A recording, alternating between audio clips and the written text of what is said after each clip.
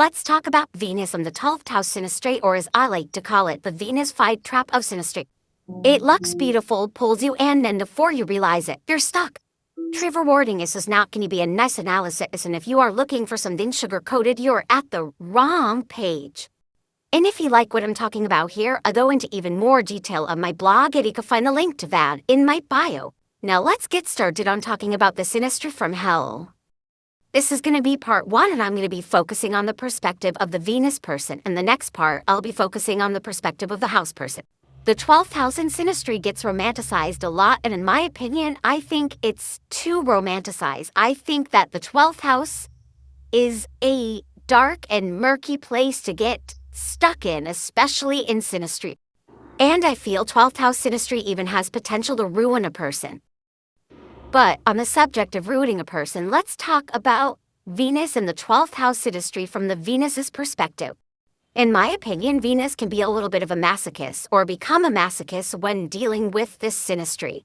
This is because Venus can completely unravel and become a different person when dealing with the house person, but that's for later.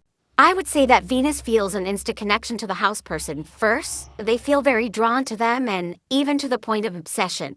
They don't just want to get to know the house person. They want to understand them. They want to know the odds and ends about them. They want to know their traumas. They want to know the things they've been through. They want to know the ups, the downs, the ins, the outs. They want to protect them. They maybe even want to save them. Yes, Venus can definitely become Captain Save-A-Ho for the house person. When you say it like that, yeah, it sounds really sad.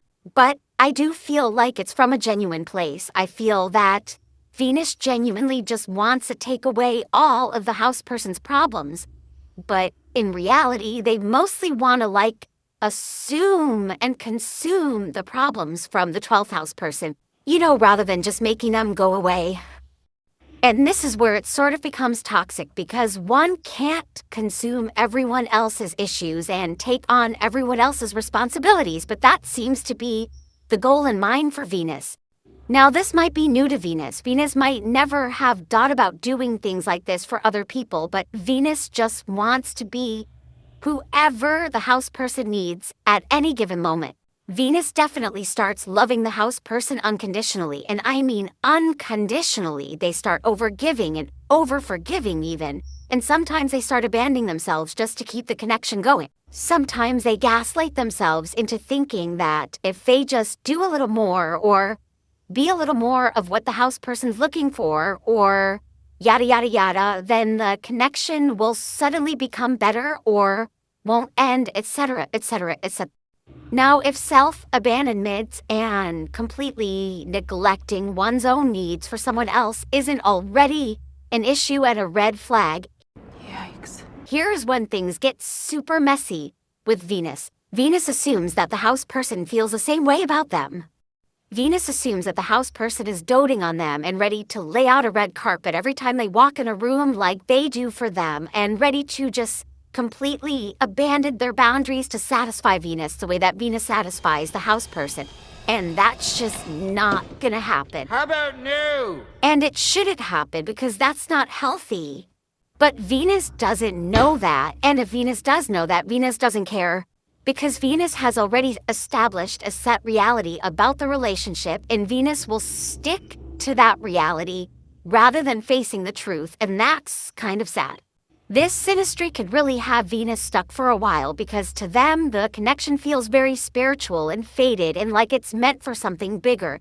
Even if that something bigger never happens or isn't clearly drawn out on the connection or isn't well communicated, Venus still feels like something is coming for the both of them and that they're meant to be together in some way. It does not matter if the surface isn't squeaky clean. It doesn't matter if the house person isn't who they say they are. Venus has it in their mind that the house person is their spiritual husband or spiritual wife, and that's stat on that.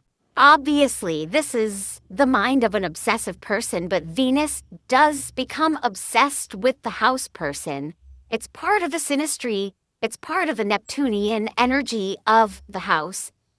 And it could be destructive. It could be very difficult for them to deal with. It can make them create fantasies in their head about the house person. It can make them justify the house person's actions by thinking about these fantasies and by coming up with scenarios where the house person is innocent, actually. Gaslighting is heavy, both from the house person to Venus, but also Venus gaslights themselves a lot too. Venus will gaslight themselves to stay in the connection because they want it to work, because in their mind, this is their ideal. On the surface, it doesn't look too great, but they know the house person better than anyone else knows the house person. You see what I'm saying? It's a cycle. If Venus does not surrender to the idea of grounding themselves and pulling away from the house person, they will be stuck in this cycle for a long time, and they will become delusional about the house person if they haven't already.